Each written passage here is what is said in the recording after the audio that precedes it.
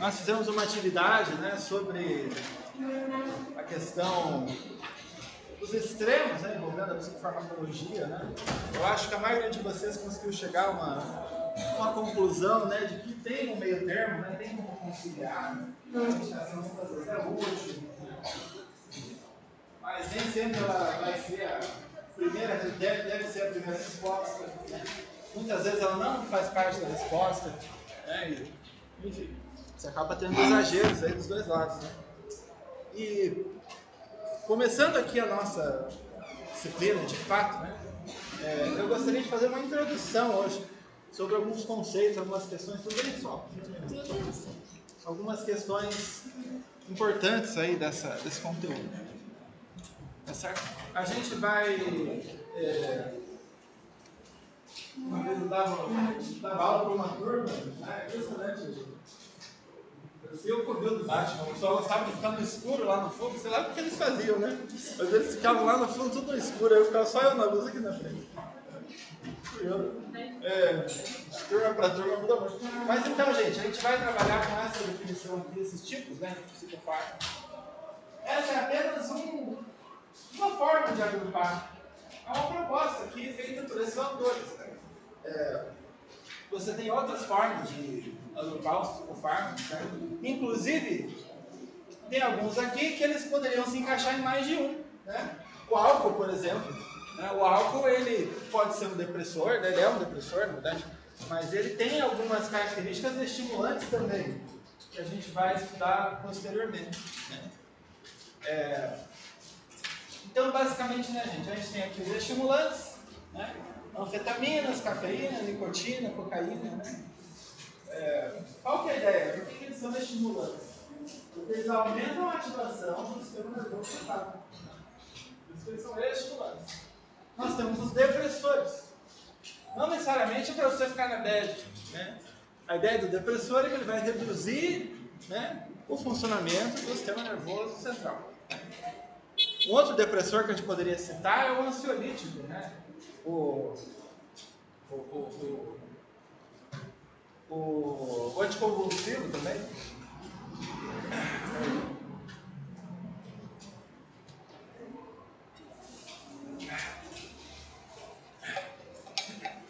Enfim, e nós temos aqui também os analgésicos, né? Alguns exemplos aqui, né? Os autores trazem como os principais são os opiáceos, né? Mas são vários outros, né? Os opiáceos, né, eles têm outros efeitos também, mas eles são também analgésicos, né? Temos aí a morfina, a codeína, enfim. E temos também o exemplo dos alucinógenos, tá certo? O que seriam os alucinógenos? Basicamente, os psicofármacos, né? Que mudam a sua percepção da realidade. Você vai perceber as coisas de um pouco diferente. Por isso que é um alucinógeno. Né? Não necessariamente você precisa ver um gnomo na sua frente para ser alucinógeno. Né? Eu acabei de me esquecendo de falar no começo da aula, né? Ela veio me perguntar. Teve um pessoal que perdeu, né, a primeira atividade, né, por questões religiosas, né, outros que ainda não tinham feito a matrícula, alguns que não tinham ônibus. Né? Essas pessoas, né, que vieram conversar comigo, ou me mandam a justificativa no WhatsApp, vão ter até o fim de fevereiro para fazer a atividade. Beleza? Pode ser? Aí vocês podem fazer sozinhos ou em grupo, valendo exatamente a mesma coisa, tá certo? Eu fui lá na coordenação, né, e conversei com eles, né, acerca de como a gente ia fazer e a gente foi fazer dessa maneira, falou? Mas vai ser uma questão de uma vez só, porque não vamos mais ter aulas nas sextas. Foi apenas aquela primeira atividade, né? Vocês mandam para mim, junto com a justificativa, lá no meu WhatsApp. Tira uma foto, manda lá no meu WhatsApp. Né? Por exemplo, professor, né? Eu sou adventista. Né? Aqui. Professor, eu sou a pessoa lá do ônibus, né? Tá. Para eu lembrar, né? Se você não quiser explicar muito, você pode só falar, professor, atestado. Né? E me manda o comprovante ali, né? Por atestado eu vou entender como... ok, então pessoa... Eu acho que é até melhor todo mundo mandar escrito atestado, independentemente, porque daí é mais fácil eu procurar depois lá no meu histórico do WhatsApp, né? Todo mundo que mandou algum atestado, falando que é atestado, né? Daí é mais fácil de encontrar todo mundo. Eu deixo todo mundo verdinho lá até o fim do bimestre. Daí eu chego lá e passo por todo mundo, né? Para poder atualizar. Tá bom? Então, alucinógenos, né? Nós temos a maconha, o LSD, os cogumelos, né? Alguns alunos pediram, né? Mas infelizmente não vai ter degustação aqui nessa disciplina. Eu fui falar com o reitor e ele não gostou muito da ideia, né? Na verdade, ele até disse que eu podia fazer, mas que daí, na semana que vem, era melhor eu não vir. Seguindo aqui, gente, a nossa discussão, eu queria falar um pouquinho sobre alguns mecanismos do psicofármaco cinético. De forma alguma, essa introdução ela vai ser exaustiva, né? Da psicofarmacocinética, da psicofarmacodinâmica. Ela é só uma introdução, é só para vocês terem uma ideia de como funciona, né? Se for relevante, futuramente podemos nos aprofundar um pouquinho mais, né? Mas, como é um curso voltado a psicólogos, né? Eu não achei necessário, né, me aprofundar tanto assim para preparar algo muito mais complexo. Né? Então, vamos pensar o seguinte, né, gente? Quando você usa uma medicação, toma ali uma pílula, ela passeia pelo seu corpo por meio do seu sangue. E ela vai de cima e embaixo. Deixa eu só ver se está tudo certo aqui. Deve estar certo. Ela vai de cima e embaixo, né? Ela vai passar por todo o seu corpo, bastante. Da pontinha do dedo do seu pé até a sua orelha. Olha que coisa. E ela vai circular pelo seu corpo, né, numa velocidade de até 60 centímetros por segundo, mais ou menos. Né? Depende muito da veia, né, que está passando, algumas vai ser mais lento. Mas até essa velocidade, né, que dá uns 2 km por hora, mais ou menos. Então é muito interessante, né, a gente pensar que eu faço um remédio que é para impactar, sei lá, os lobos frontais da pessoa, né? As vias dopaminérgicas dos lobos frontais da pessoa. E daí, eu dou o remédio para a pessoa, o remédio vai passar pelo corpo inteiro, doido, né? Mas como é que eu faço, então, para ele acertar o alvo? Como é que eu consigo fazer isso? Não é tão simples assim, né? Inclusive porque você tem uma questão muito importante, né, para a psicofarmacologia, que se chama biodisponibilidade. O que seria isso? É o quanto que aquela medicação está disponível no sangue para, né, atuar sobre a área que você, a área alvo, né, a área que você quer que ela atue, tá certo?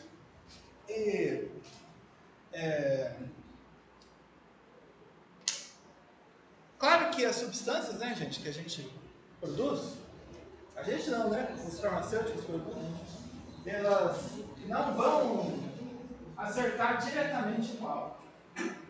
Não é assim que funciona. Claro, elas são feitas para acertar o alvo. Então elas vão acertar o alvo, provavelmente. Né? Mas elas também passam por vários outros lugares. Elas são absorvidas por lugares inesperados. Por exemplo, por células do sangue. Né?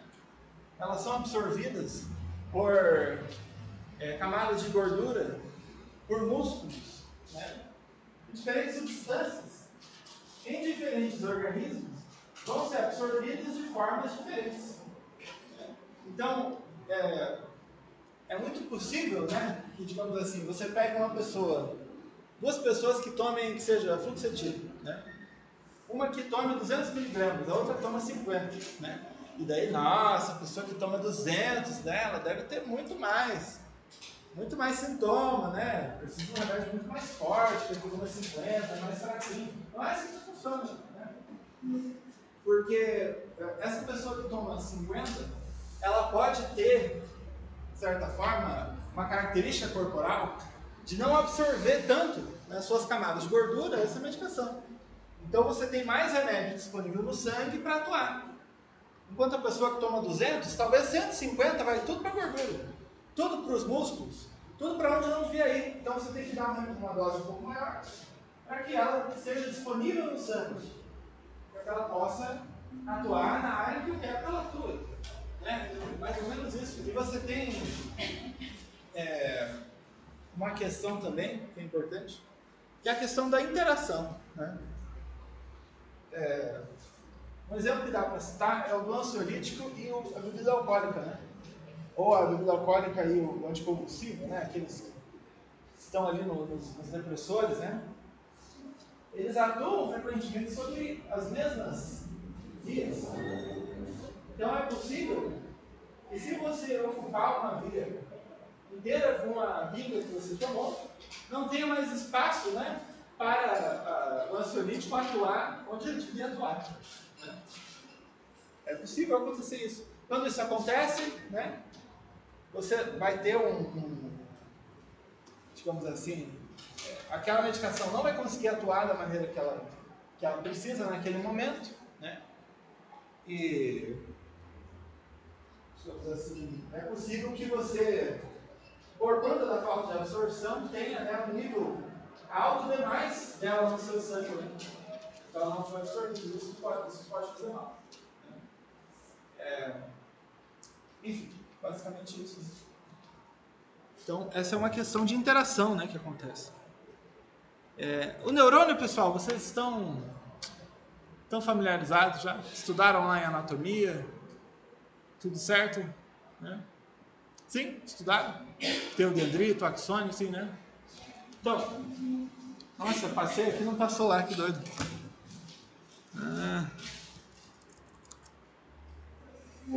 Agora sim. Aí, ó. Aí tá o bichão, olha que coisa mais linda, né? Então, esse aqui é o nosso neurônio, né, gente? Como é que funciona? É como se ele tivesse os bracinhos aqui assim, né, que são pequenininhos, e as perninhas, né, que servem para tocar o coleguinha da frente, né? Então ele recebe a informação aqui e ele passa para o próximo. Recebe aqui e passa para o próximo. É mais ou menos isso, né? Então, tem que fazer umas tonguices, né? E essa ativação dele, né, no contexto tipo farmacológico, né, ela geralmente é iniciada, né, por meio dos dendritos aqui, né, que a informação ela vem por aqui para poder ser passada para o próximo, né, mais ou menos isso. Então, como se você iniciasse um sinal vindo do neurônio anterior. Né? E uma coisa importante só, os neurônios, gente, eles são vários, né? A gente chama tudo de neurônio, né? Mas na verdade são muitos tipos de neurônio. E eles têm trabalhos diferentes, são bem especializados alguns deles. Você tem neurônios que eles funcionam apenas para algum tipo de via, por exemplo, neurônios que atuam só nas vias de glutamato, só nas vias de dopamina, né? Ok, né? Mas tem alguns que eles são como é que nem aquele carro flex, né? Que eles funcionam com vários, na verdade. Então, vai depender muito do neurônio, né? Da região cerebral, se ele tem a possibilidade de ser ativo ou não pela substância que você está usando. Aqui tem outros mecanismos, pessoal, que afetam, né, a biodisponibilidade. Eu comentei com vocês, né, sobre a ligação, onde ela se liga, né, se ela vai se ligar de rápido demais, se ela se liga de menos, né, isso vai impactar o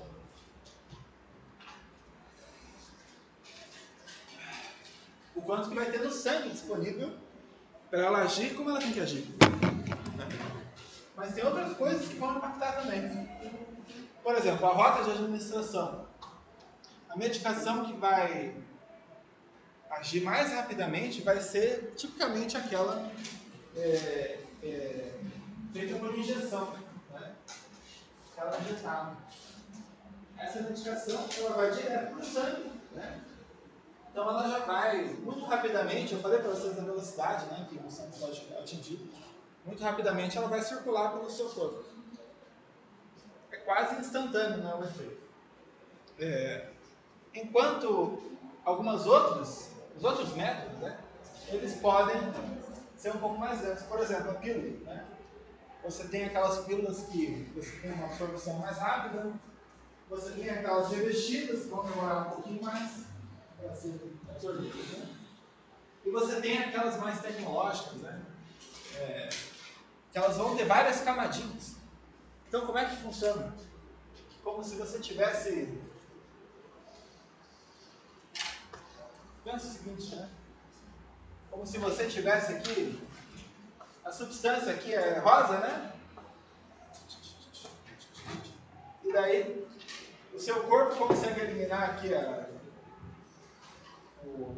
cápsula dela. E a substância ativa aqui dentro age, né? Depois, você vai ter mais uma camada que o seu corpo vai eliminar antes de conseguir acessar a substância ativa. E depois mais uma antes, né, de o seu corpo conseguir eliminar a outra. Para que isso serve, gente? Tem alguns medicamentos que eles ficam muito tempo no corpo. Tem algumas medicações que elas ficam pouco tempo no corpo. Essas que ficam pouco tempo no corpo, é interessante, né, que eu acho no meio que ela dure mais tempo o efeito dela, né? E uma solução é essa, fazer que ela vá soltando aos poucos, para que sempre tenha um pouquinho ali, para poder dar um efeito que dure mais horas, né, no paciente. Outros pontos, né, gente? A questão de inativação, né? As medicações elas têm que ser preparadas, né? Para que elas sejam absorvidas no lugar que elas têm que ser absorvidas, né? Então, você tem que pensar que o design delas considerando isso. Por exemplo, a insulina. É muito inconveniente ficar tomando injeção de insulina. Só que não existe um comprimido de insulina. Se você tomar um óleo de insulina, um comprimido, né, ele não vai ter o mesmo efeito. Porque o seu sistema digestório, né, vai acabar desnaturando ali aquela substância. Né? Então, não vai funcionar dessa maneira. Então, cada medicação vai ter uma especificidade nesse sentido.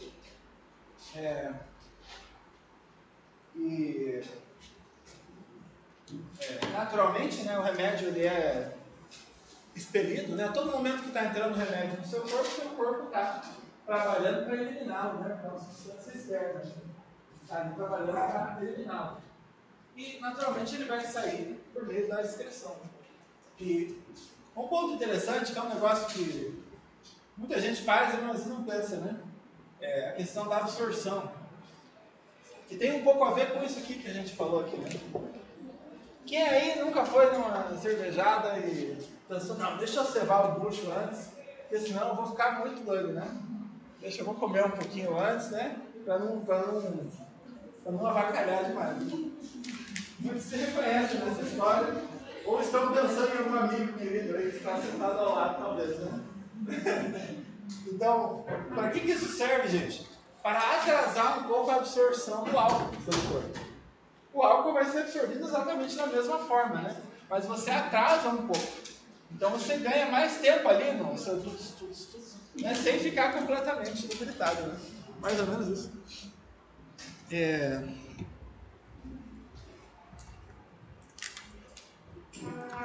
Então aqui eu comentei, né? Um outro ponto que é relevante a gente pensar, né?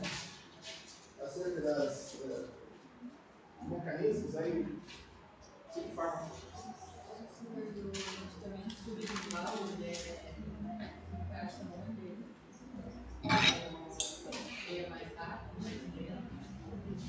Então, ele geralmente é mais rápido, né? Então, não sei se eu vou conseguir explicar agora o porquê, né? Mas ele tem uma absorção mais rápida, assim. Quando você tem o contato ali com o dependendo da área, né? Por exemplo, cocaína, né? O pessoal cheira, né? Você tem o contato ali com a mucosa, né? Do nariz. Né? E ela tem uma absorção muito rápida. É similar, algo similar acontece ali embaixo da língua, tem uma absorção mais rápida.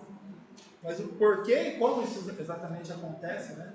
Aí eu não foge um pouco da minha alçada, né? Explicar.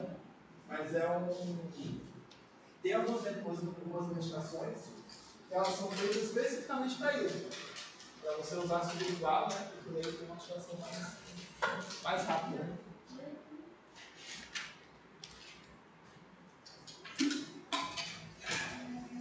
Beleza, beleza?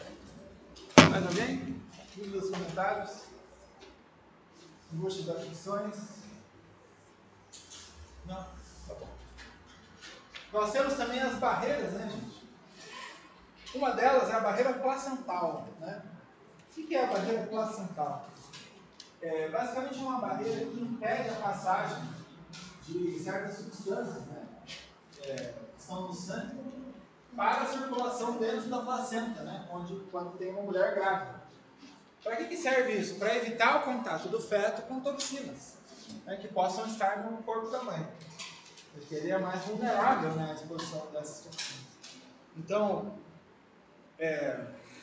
se você tem alguma medicação que você precisa que atinja o bebê, né, você precisa potencialmente aumentar um pouco a dose para que ela rompa essa barreira. E nem toda substância vai conseguir passar. A mesma coisa com a barreira hematocefálica. Né? Tem algumas medicações, algumas substâncias que você pode usar, né, que elas vão ficar apenas aqui para baixo no seu corpo. Elas não vão conseguir entrar no seu encéfalo. Porque a barreira hematocefálica, a sua melhor amiga, vai dar aquela segurada para não ir tudo quanto é tranqueira para o seu cérebro. Né? Que é uma região muito importante e muito sensível também. E, por conta disso, algumas medicações, né, você vai ter que pensar uma dose suficiente que rompa essa barreira. Né? E algumas outras coisas, algumas outras substâncias não vão romper. Um exemplo que a gente pode citar é o da passiflora, né? O maracujá. Até se alguém quiser fazer uma IC sobre isso, vai ser interessante, né, descobrir. Mas eu não tenho a menor ideia se ela tem algum efeito muscular, relaxante muscular, alguma coisa assim. Se ela tem algum efeito, sei lá, de repente sobre a microbiota, algum efeito no sistema nervoso periférico, né? Eu não sei. Mas ela não consegue romper, né, a barreira hematocefálica. Né? Então ela não tem um efeito direto no seu sistema nervoso. Diferente, né, da camomila, né, que ela já vai ter um efeito, né, realmente que é calmante mesmo. E apesar de não ser tão efetivo, né, claro, quanto o ansiolítico, a camomila tem estudos que mostram que ela realmente tem um efeito. Realmente funciona. Beleza, beleza? Por conta da sua melhor amiga, né, que você conheceu hoje, a barreira hematocefálica, você tem uma certa resistência, né? Como eu comentei também, a toxina. E é por isso, né, que você, quando come um chocolate que tem licor dentro, não necessariamente você vai ficar bêbado, vai ficar tonto, né? Às vezes é uma dose tão pequena, você come uma uva meio velha, você não vai ficar bêbado, né?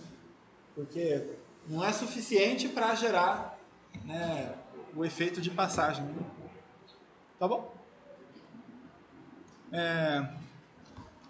Aqui eu comentei, né, também, né, que você pode ter um erro de alvo, né? Então, assim, se eu dou a medicação para o sujeito e ela é absorvida muito rapidamente, né, num lugar que eu não gostaria, a ideia é que essa medicação pode ter um efeito menor do que o esperado, ela pode ter um efeito mais lento, né? Pode não ter um efeito tão significativo, o efeito que eu espero. Né? Isso vai ter uma afetação, inclusive, de questões genéticas. Né? Cada organismo é diferente. Né? E a constituição de cada organismo vai estar associada a variação, né, dos níveis de absorção das medicações. Então, aqui está parte da resposta, não propõe lá 100% da resposta, né? Mas parte da resposta do porquê alguns remédios funcionam para uma pessoa e não funcionam para outra, né? É basicamente isso. Nossa, mas a pessoa toma 500 miligramas de fluoxetina, né? Não sente nada, nem cócegas, né? A outra pessoa toma 50 miligramas, tem um monte de efeito colateral. Por quê, né? Então, parte por causa disso, né? Quando a gente fala que é o organismo que é diferente, parte dessa explicação é essa. São questões genéticas, questões de ligação, de biodisponibilidade que acabam sendo afetadas. Além do histórico de vida da pessoa, né? Por exemplo, a gente estava falando dos ansiolíticos, né? Os ansiolíticos, eles agem sobre canais em que o álcool também age. Então, se a pessoa era alcoolista no passado, né, ela vai mudar um pouco a forma que esses canais funcionam. Né? Isso já pode mudar um pouco, né, a questão do funcionamento dessa medicação. Né? Ela já pode ser absorvida num nível maior do que o esperado, talvez. Aqui alguns conceitos, né, interessantes para a gente discutir. A gente vai estudar bastante esse primeiro em relação aos idosos, né? Porque é muito comum, muito comum, que os idosos estejam nessa condição. E é a polifarmácia. O que seria uma pessoa estar em polifarmácia? A pessoa tomar mais de 4 remédios controlados por dia. Quem conhece um idoso que toma mais de 4 remédios controlados por dia? É muito comum, né? Tem um estudo lá de Pato Branco, né? Lá de Pato Branco, que identificou que conforme os idosos vão ficando mais velhos, aumenta essa tendência, né? Que aquelas pessoas com menor escolaridade acabam tendo mais risco e mulheres acabam sendo mais vulneráveis também a essa condição de polifarmácia. É um negócio bastante complexo, né? Eu não lembro se foi aqui, eu comentei o exemplo de uma pessoa da minha família que tinha sido diagnosticada já com Alzheimer. Né? Contei aqui? Contei isso, então. Esse é o caso de polifarmácia. Ela tomava tantos remédios que estava dopada. Né? Isso aqui a gente falou já, né? A questão da metabolização, né? Como que a substância é digerida, se ela vai ser inativa ou se ela vai continuar no corpo, né? Isso a gente já discutiu. Eu vou disponibilizar os slides para vocês depois, então fiquem tranquilos. Alguém tem alguma questão? Comentários? Quando o idoso tem que tomar um remédio pro coração, pra perna, pra cabeça, pro braço, pra garganta, o que vai fazer? Então, como diz o caboclo, né? Aí que está a M, né? Aí que está a coisa, né? Pensa, o idoso vai, em parte por isso, porque aquele que tem menor índice socioeconômico está em maior risco para polifarmácia. Pensa o seguinte, que ele vai ao médico, né? Ele vai ao psiquiatra, né, que dá lá um antidepressivo. Aí ele vai no cardiologista, que dá um remédio para o coração. Daí ele vai no outro lá, que dá um outro remédio para a pressão. Né? E quando vê, né, tem um monte de remédio. Né? Então, isso acaba acontecendo muitas vezes pela falta de integração entre os médicos. A pessoa vai em um, atende muito rápido ali, dá um remédio. Daí vai no outro, às vezes o outro não sabe que a pessoa já está tomando 5, 6 remédios, vai lá e dá mais um. Né? A pessoa também, às vezes, não tem tanta informação, não tem tanta escolaridade, pode não passar essa informação por não achar relevante. Né? Aí quando vê, pode acabar chegando nessa situação. Então, uma forma de evitar isso é uma boa anamnese antes, né? Por parte do médico, né? Da equipe de enfermagem, enfim, né? De entender, né, quais indicações que a pessoa já está tomando antes de passar mais indicações. E às vezes até uma pode interagir com a outra, e a outra funciona. Né? Enfim.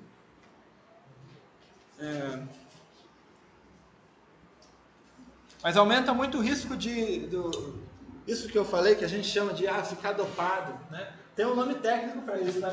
O nome técnico é delirium. Né? Delirium.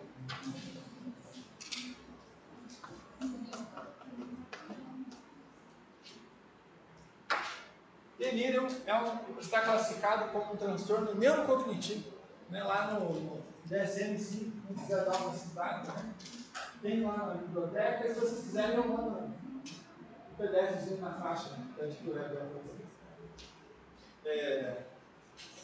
Um outro ponto que é relevante para a gente entender é a questão da meia-vida, né, da substância.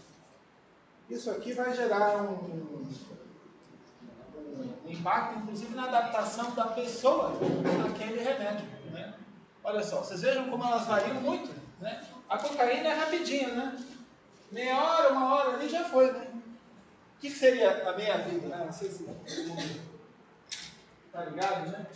Mas, ó, vamos pensar o seguinte, eu tomo 1000 miligramas, né? 1 grama de aspirina, ou seja, eu tomo 1000 miligramas de aspirina. O que acontece? Digamos que a meia-vida seja 1 hora, não é 3 horas, né? Digamos que a meia-vida aqui é 3 horas, né? O que acontece depois de uma meia-vida? De 1000 vai para 500, né? 500 miligramas que estavam no meu corpo. Da outra metade eu eliminei. E depois de 3 horas? Depois de 3 horas, 250. E depois de 3 horas? Depois de 3 horas, 112,50. Né? Não, 125. Sou doido. 125. Ser humano, né? 125. Então, é mais ou menos assim, né? A cada uma meia-vida você tem metade da substância sendo eliminada pelo corpo. Então, a gente olhando isso daqui um pouquinho, né? Olha só. Sertralina, 2 a 3 dias. Fluoxetina, 7 a 9 dias.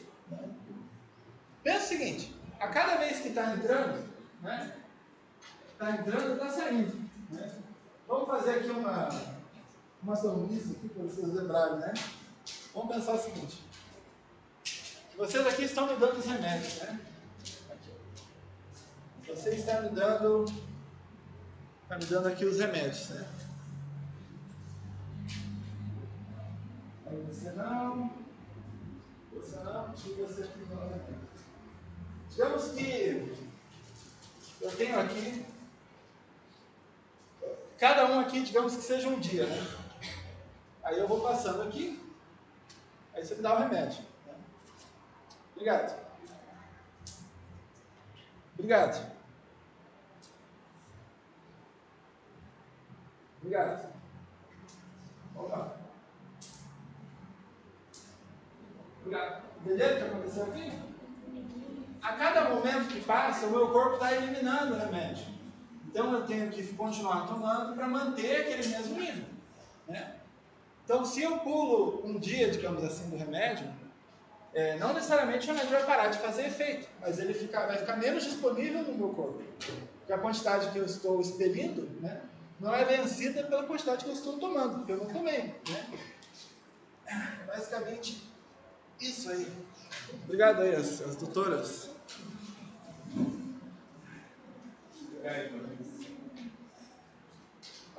Obrigado. Aí, então se a gente pensar isso daí, né, gente? Olha só, a fluoxetina. Como são 7 a 9 dias, né? Para você ter uma dose estável de fluoxetina no seu sangue, sem mudar a dose, né? O médico começou a dar ali 50 miligramas para você. Começou a dar ali aquela primeira dose, ele quer aumentar ainda, né? Até estabilizar, para ver se vai começar a talvez funcionar, né? Vai tudo isso de tempo. Porque daí você já tem uma entrada de remédio que compensa aquele que estava saindo. Né? Mais ou menos isso. Então, é lógico que você dá o remédio considerando aquilo que vai ficar no corpo, né? Aquilo que não vai ser expelido, para você controlar a biodisponibilidade. Então, por isso que é muito comum também, né? Não apenas por isso, mas esse é um dos motivos de ser comum pessoas que tomam psicofármaco, né, levarem um certo tempo para conseguir se adaptar àquele remédio. Né? O corpo ele precisa se acostumar com o remédio. O que isso significa? Em parte, você está mudando o funcionamento das vias cerebrais por meio do remédio. Mas, em parte, a própria dose do remédio tem que ser estabilizada. Digamos que eu terminei aqui esse passeio, né? E daí o médico falou, então vamos aumentar para 100 miligramas. O processo começa de novo, até chegar naquele ponto de estabilidade. Eu começar a ver se é isso aí mesmo, vai um tempo. Por isso que ao psiquiatra você costuma ir uma vez por mês. Né? Dificilmente a pessoa vai toda semana ao psiquiatra. Porque demora um tempo. Você vê se fez efeito. Não é que seja exclusivamente uma vez por mês, né? Mas é típico, né? Eles darem esse passo. Opa! Beleza? Beleza? Oi? Essa vantagem é que demora para estabilizar ou não, tipo, demora para... Perdão. Eu não entendi se, tipo, eu não entendi a vantagem, se é porque demora para estabilizar, ou se é para eliminar. Esse aqui é o tempo para eliminar. Né? Mas pensa, se eu tomei aqui fluoxetina no meu primeiro dia, essa que eu tomei, né? Digamos assim, metade disso que eu tomei ainda vai estar aqui uma semana depois. Né? Então, a dose que eu tomo, né? Para calcular a dose que eu tomo, tem que ser levado em consideração quanto que ainda vai ter daqui a uma semana, para não ficar demais, né? Então, por isso que a minha vida acaba influenciando também na dose que a pessoa toma. Se a minha vida for um dia, você toma um remédio por dia, aquele é o total da dose que você precisa. Mas se ele vai ficar um montão de tempo no seu corpo, eu tenho que dar pensando que todo dia você toma e vai sempre ficar um pouquinho, né? Entendeu? Então acaba influenciando o outro, né? Mas aqui é a minha vida que eu tô falando. E... Beleza? Então, basicamente, né, gente? Qual que é a ideia? Você tentar identificar, né, quais substâncias agem sobre quais regiões, né, como que eu acerto esse alvo sem errar o alvo, né, acertar outros lugares, e como que eu posso atingir esses receptores, né? Como que eu posso, digamos assim, aumentar ou reduzir o funcionamento daquelas vias, né? Mais ou menos isso. Então eu preciso identificar, né, questões como meia-vida, as interações, o histórico do paciente, a questão da digestão, né, a biodisponibilidade, né, tudo isso para você poder ter o cálculo adequado da dose. Né? Até porque a dose ela tem que ser, digamos assim, suficiente para valer o investimento e o risco, né? Não posso dar meio miligrama para a pessoa, não vai ter efeito nenhum. Mas ela tem que ter um limite também, pensando no risco de ter efeito colateral. Então você tem todo um cálculo aí para você conseguir ter a padronização do uso dos psicofármacos, né? Basicamente isso. Entrando aqui na questão da farmacodinâmica, basicamente os receptores das células, eles conseguem reconhecer alguns tipos de moléculas. Por exemplo, você tem receptores que ficam nos dendritos, né? Ali no bracinho do neurônio.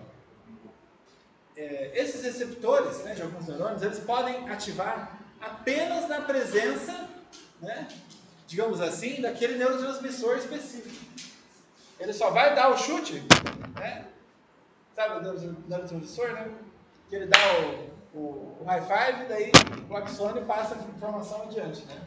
Mais ou menos isso. Então, ele só vai passar a informação adiante se ele for ativo, ele só vai ser ativo se aquela substância tiver o encaixe perfeito. Mais ou menos isso. E o nome disso é afinidade, né? É como se fosse uma chave, né? Que entra ali na fechadura perfeitamente para poder ativar. Tá certo? o neurotransmissor, podemos dizer que é a chave, né, dessa fechadura, né? E muitas vezes o psicofármaco vai atuar sobre neurotransmissores, né? No quanto que ele está disponível ali, quanto que ele vai estar disponível na fenda sináptica. Então, quando você tem o encaixe, né, putz, foi bem certinho, encaixou. Você considera que essa substância foi agonista. Essa substância pode ser antagonista, né, que não tem nada a ver com o jornal, né?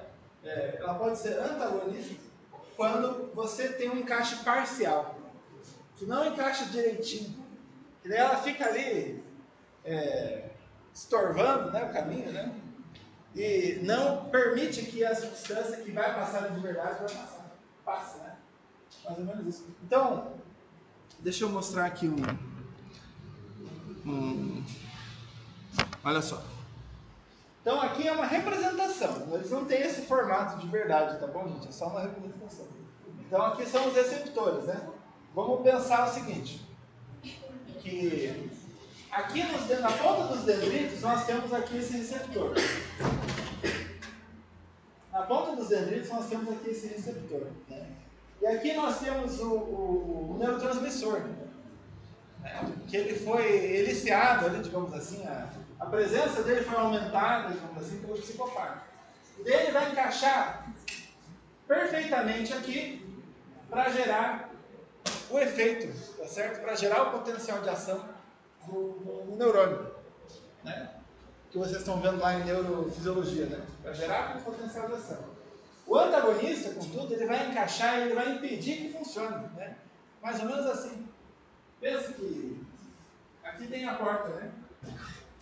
Daí, você passar, você está sendo agonista, né? Mas, o antagonista ele já teria esse comportamento, né? Ele já teria esse comportamento, né? Ele ia ficar aqui assim, né? E daí pensa, alguém vai passar e eu não deixo, eu estou aqui na frente, né? Impedindo, né, o canal de funcionar como ele deveria. Então, aqui eu estou sendo antagonista, tá bom? Estou impedindo a reação de acontecer naquele momento, tá bom? E esses receptores, digamos assim, eles vão variar bastante de indivíduo para indivíduo, né? Inclusive por conta da história de uso de medicações, né, que eu comentei para vocês. Mas a quantidade de receptores por célula, né, quantas células que vão ter esse receptor, né, isso vai variar de pessoa para pessoa. Isso vai variar. Eu vou falar um pouco para vocês, inclusive, quando a gente vai estudando os transtornos, como que esses canais são diferentes em pessoas com diferentes diagnósticos psiquiátricos. Pessoas com depressão, por exemplo, têm algumas diferenças neurofisiológicas que são relevantes, né, para a gente entender os mecanismos psicofarmacológicos ali, né? Beleza? Todo mundo entendeu? Se precisar, eu vou lá na porta do novo. Tô brincando. E uma coisa que acontece, né, é o seguinte: quando você tem um receptor que é muito usado, muito usado, você pode ter um aumento na quantidade, né, um aumento na quantidade, né, de receptores por célula, né? Então, o que isso gera, né? Vai gerar, eventualmente, né, um fortalecimento daquelas vias, tá certo? Aquelas vias que dependem daquele mecanismo de ação. Então, se eu tenho o fortalecimento dessas vias, são mais receptores, uma coisa que pode acontecer é eu precisar de mais remédio para gerar o mesmo efeito, né? Porque agora são mais receptores, né? Mais ou menos isso. Então, dependendo do caso, é uma coisa que pode ocorrer. E se você não tem a estimulação dessa via, você pode ter um enfraquecimento dela. Então, dessa maneira, né, a gente pode dizer que o psicofármaco ele muda um pouco a estrutura, né, do seu cérebro. Ele muda um pouco o jeito que o seu cérebro funciona. Toda vez que você vai no boteco e toma um gole de bebida, né, você está realizando ali uma microcirurgia nas suas células, né, gerando uma pequena alteração na dinâmica ali de canais. Né. Só que isso também acontece, só para não assustar vocês, mas isso também acontece pela via comportamental. Né? Dependendo da sua forma de ação, dependendo do seu comportamento, das suas ações, você vai estimular vias diferentes também. Né? É possível, por exemplo, por meio da psicoterapia, você estimular algumas vias. Né? E é um processo que é mais simples do que parece, né? Porque é tudo no âmbito comportamental. No âmbito comportamental que eu falo, não estou falando da abordagem, estou falando do comportamento, da ação, né? Mas nada contra também, né? Não precisa ficar bravo comigo. Então, outro ponto, gente, que é relevante. Vem, gente. Outro ponto que é relevante, gente, é a questão do equilíbrio dose-resposta. Nós temos como eu comentei, a gente sempre tem que ter um cuidado, né? Para que a gente não dê uma dose tão pequena que não vai ajudar em nada, né? E aí não tem porquê, né? A pessoa gastar, a pessoa tomar, fazer o corpo dela passar por aquilo, expelir aquilo, né? Mas também a gente precisa cuidar com a dose, né? Porque se ela for muito alta, aumenta o risco de efeito colateral. Quanto maior a dose, maior o risco de efeito colateral. Né? Mas isso tem que ser calculado. Então, se a gente for pensar, né, a gente tem o EDN. Né? N no sentido de, insira um número aqui, né? Então, o que seria o EDN? Né? Basicamente, a dose que gera o efeito em tantos por cento de pessoas. Então, um ED 50, eu tenho... Se eu penso o seguinte, 100 miligramas do remédio X, né? O Gabrielol, né, por exemplo. O Gabrielol vai ter um ED 50 a 100 miligramas. Então, se eu der 100 miligramas, metade das pessoas que estão tomando vão ter um efeito benéfico, um efeito clinicamente benéfico daquele remédio. Né? Tá bom? Se eu dou um remédio que é ED 100, é porque vai ser bom para todo mundo. Né? Para todo mundo que pode se beneficiar daquilo, vai ter um efeito positivo. Né? Mais ou menos isso. Claro que é impossível, né? Chegar no 100, exatamente. Então,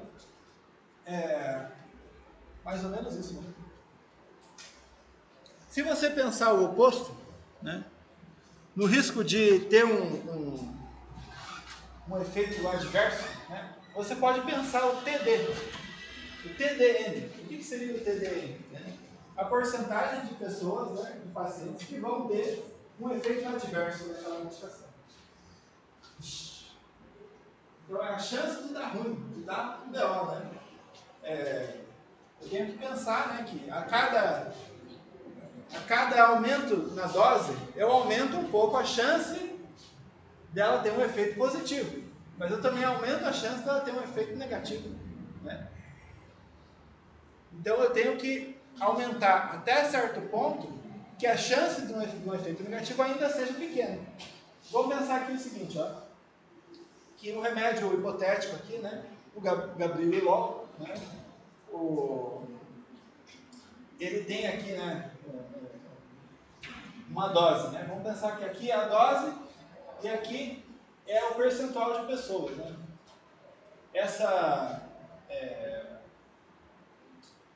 Aqui é o ED. Então vamos pensar o seguinte: se eu tenho aqui um ED 50, né, eu sei que nessa dose aqui, 50% dos meus pacientes vão ter um efeito benéfico. Né? Tchau, tchau. 50% dos meus pacientes vão ter um efeito benéfico. Mas ó, tem uma chance aqui de uns 25% terem um efeito negativo. Esse efeito negativo, né, vai ser da pessoa se sentir um pouco sedada, a pessoa se sentir um pouco dopada. Né? Esse é um efeito ruim. Só que não é tão ruim quanto a depressão respiratória, né? Que é uma condição que pode levar à hospitalização da pessoa. Né? Aqui vocês vejam que ainda não tem um risco, né, razoável para a pessoa ter depressão respiratória. Se eu aumento a chance de sucesso da minha medicação para 100%, 100% das pessoas vão ter melhora na ansiedade, né, com a minha medicação hipotética, o Agrilol. Né? Porém, 50% dos meus pacientes vão ter sedação. E tem uma pequena chance de alguns deles terem depressão respiratória, terem que ser hospitalizados, né? Putz, isso aí não compensa, né? Então eu não posso dar uma dose aqui para a pessoa, mesmo sabendo que ela vai funcionar melhor com mais pessoas. Por quê? Porque tem um risco. Então eu tenho que dar até certo ponto. Até aqui, por exemplo, que eu tenho uma margem aí de segurança, né? Para a pessoa, entre a dose que eu estou dando e o risco de ter algum tipo de transtorno, algum tipo de efeito colateral que seja significativo. Beleza? Deu para pegar? Estou falando grego, tá bom? Dá para entender? Sim, professor. Sim. Então tá bom. Depois vocês falam, tá? Então vamos lá, eu só tenho mais 15 slides, tá bom? Tô brincando. Acabando. O outro ponto, né, gente, que é relevante a gente pensar aqui na nossa introdução é a questão da tolerância. Né? A tolerância do sulfato. Então, o que acontece, né, gente? Se eu tenho uma exposição repetida àquela medicação, se eu tomo aquela medicação todo dia, já faz um certo tempo, né? Muitas medicações elas vão gerar esse efeito de tolerância. Né? Um exemplo clássico é o álcool, né? A pessoa que nunca bebe, toma um golinho e fica doidona, né? A pessoa que bebe todo dia, né? Pinguça, né? Vai lá, toma um monte e não sente muita coisa. Então, isso é em relação à tolerância. Bom, isso aqui eu já tinha comentado com vocês, né? Da tolerância cruzada, né? Você pode, por exemplo, por consumir muito álcool, reduzir o efeito do ansiolítico que você vai tomar, né? E você tem também uma certa adaptação do corpo, né? Como eu comentei, a falta da estimulação da via vai gerar, né, o enfraquecimento dela, né? Então, se você ficar um tempo, digamos assim, sem consumir a substância, você tende a voltar, né, à tolerância anterior. Então, se você ficar 6 meses sem beber, vai voltar a ter a mesma resistência que você tinha antes, né? Para quem tem esse costume, né? E algumas substâncias, elas não têm esse efeito, né?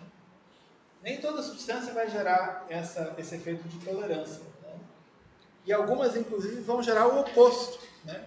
Que é você ter que se chama sensitização, né? Que é você ter uma resposta mais intensa com a mesma quantidade de psicofármaco. É uma coisa que pode acontecer em usuários de cocaína, por exemplo. E um exemplo aqui de medicação que não gera tolerância é o antipsicótico, né? Creio que alguns alucinógenos também não gerem tolerância, né? Então você mantém a mesma dose e tem o mesmo efeito, né?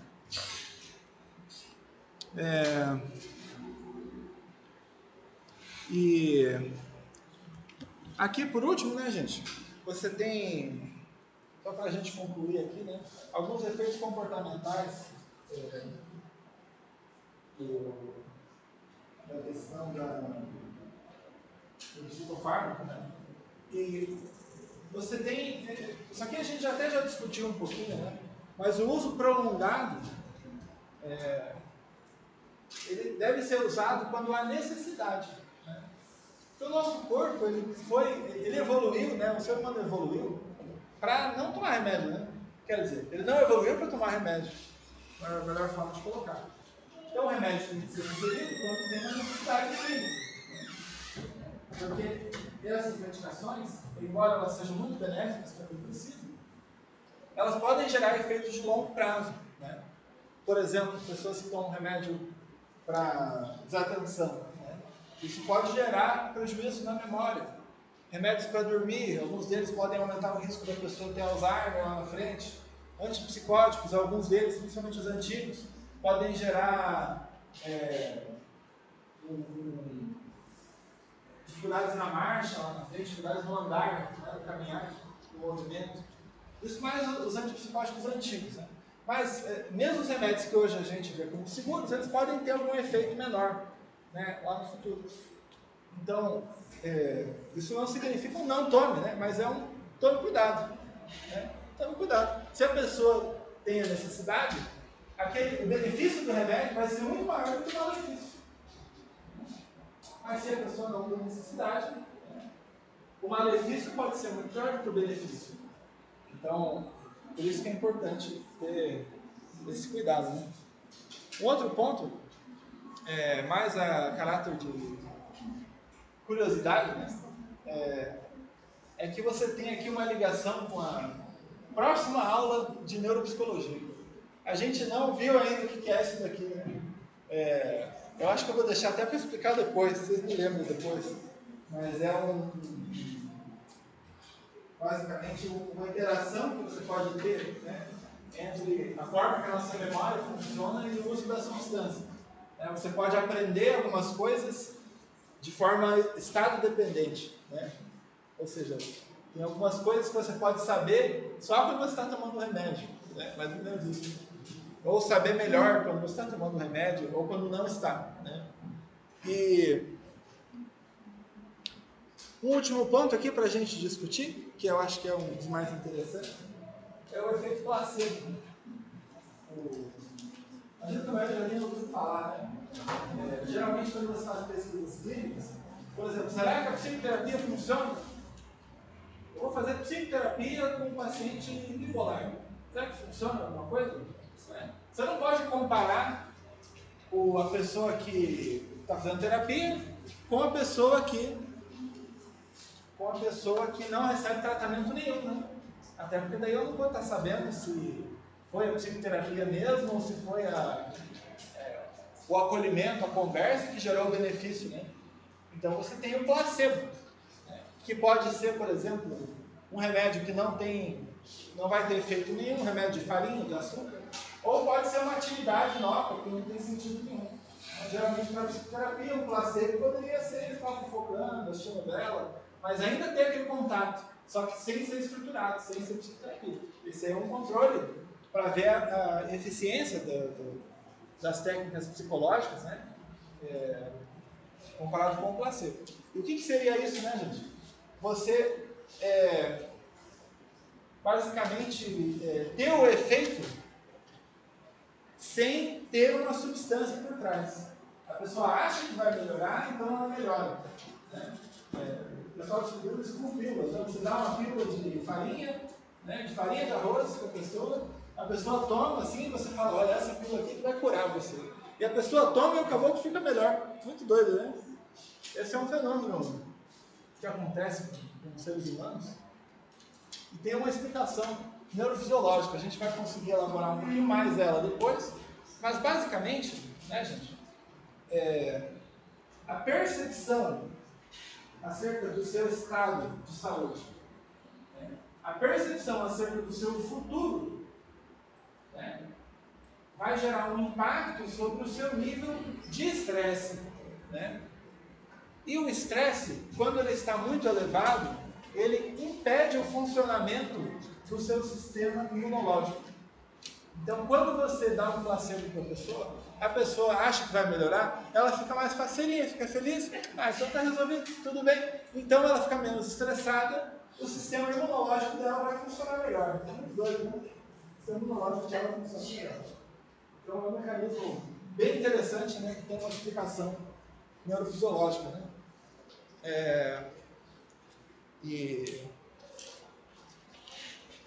Eu coloquei também do condicionamento, né? Basicamente,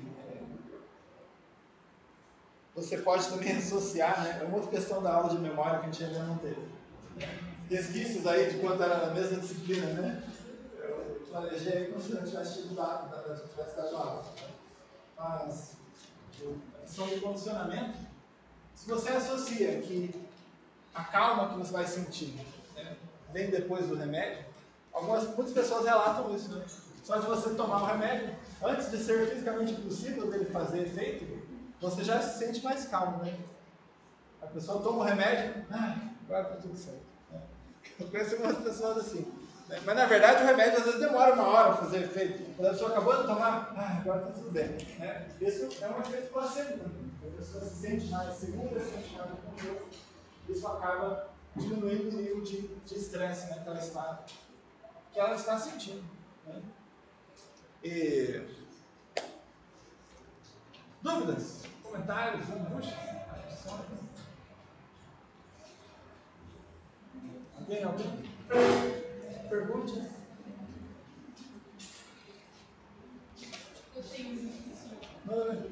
dá um exemplo Se soubesse fazer, eu respondo. de mim, no caso, assim, Sim. Uns 3 anos atrás, mais ou menos, eu tomava diazepam também. Daí eu parei, já faz 3 anos. E agora eu voltei a ter os meus problemas. E daí eu comecei já com 2 anos que não faz nada, eu não estou no lado. Tem alguma coisa que eu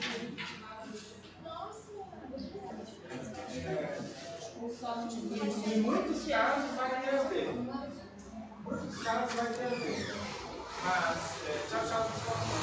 Mas nesse caso específico, talvez se for uma coisa psicológica, sabe?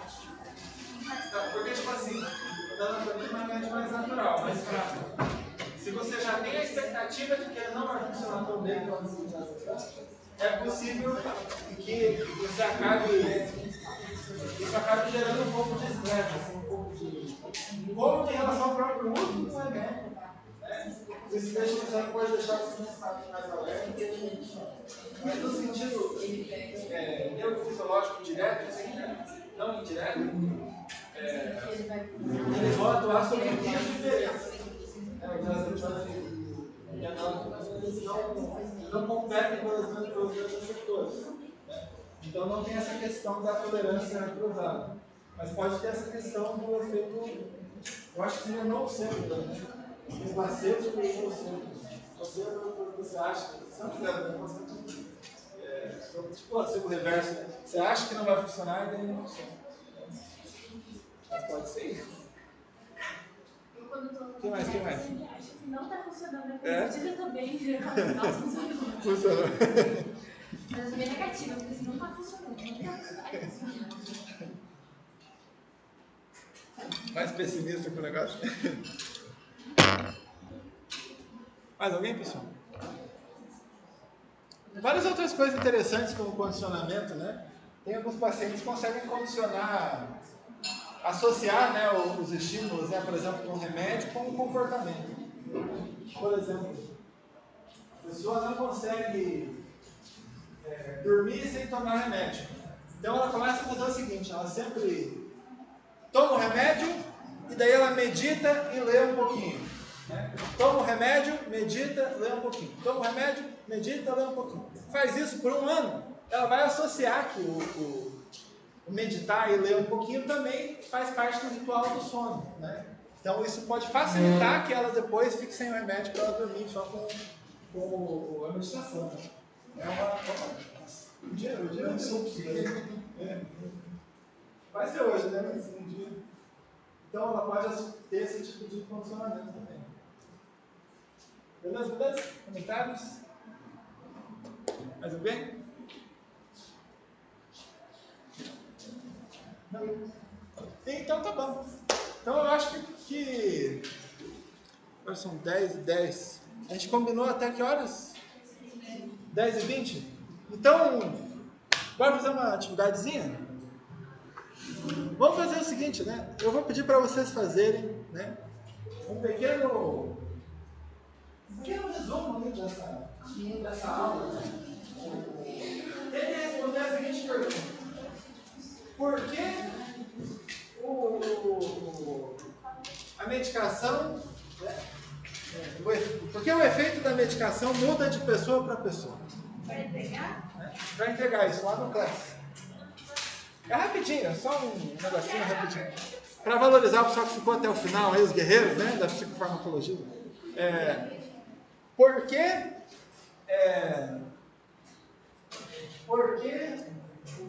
você tem uma diferença no efeito dos remédios entre organismos. Certo? É isso aí. A ideia do trabalhinho é isso, tipo, sobrou um tempo, né? Porque essa é uma atividade que estimula a memorização de vocês. Né? Não dá para fazer todo dia, mas quando dá tempo, sempre tem. É porque a diferença isso no efeito dos remédios, né? Considerando os diferentes organismos.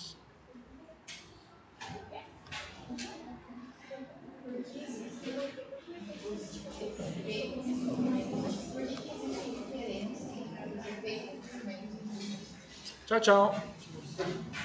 Aí é coisa rápida ali, só umas 2, 3 linhas.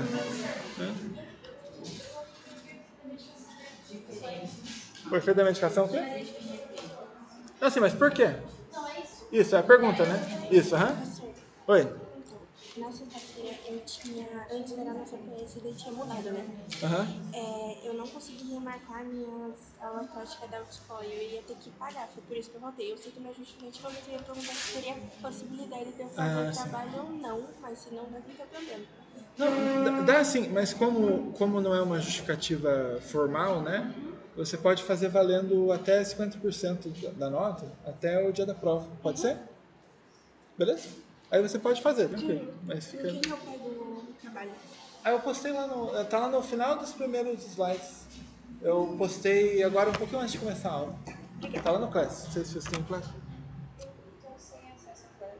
Por algum motivo eu não consigo acessar isso. Meu e-mail não é autorizado. Eu tenho que autorizar. Que esquisito. Você usou o seu e-mail institucional? Não. Aí eu tô falando com o pessoal da TI aqui da conta, porém demora 3 a 4 dias para responder. Aí eu posso ir enviar pelo WhatsApp. Você prefere Pode. Só manda um lembrete lá falando, ó, enviei no dia da aula, né? Estou sem acesso ao Class. Porque senão eu vou esquecer o que você me falou. Beleza? Eu também? Pode ser, daí me manda no WhatsApp. Ou de repente, vocês podem fazer no papel também, né? Pode ser no papel. Aí só coloquem o dia, o nome e a disciplina, né? A turma também. Deixa eu colocar aqui. Vocês são a turma B, né?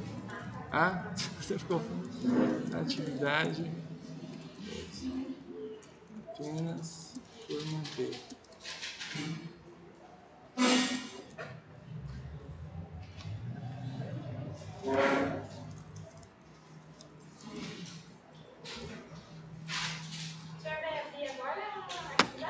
Vou abrir agora. Eu vou deixar até 10h40, né? Para vocês postarem, tá? Lembra de postar no tempo. Aí vocês podem tirar uma foto do negócio e postar, tá bom?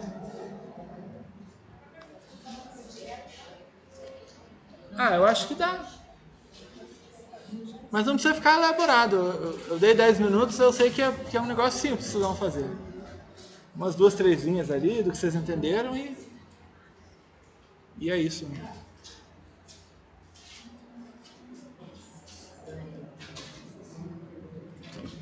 Postado. Show de bola. Pode, não tem problema. Não tem problema não.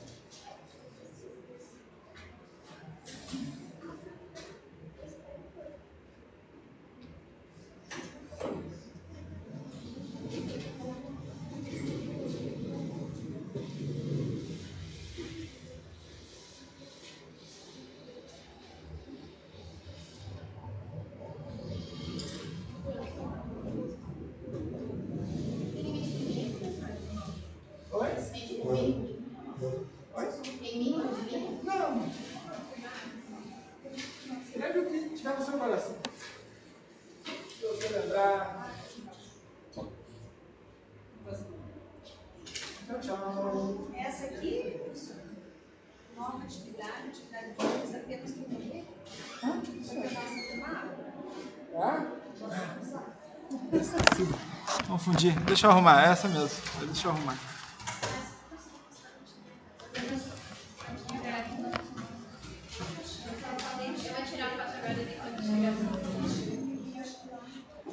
Deixa eu pôr meia-noite, então. Pode ser? Até 11h59. Oi? Tem de cortar a chave? A chave, como assim? Do Flex. Ah, do Flex, claro. Aqui, ó. Aqui, ó.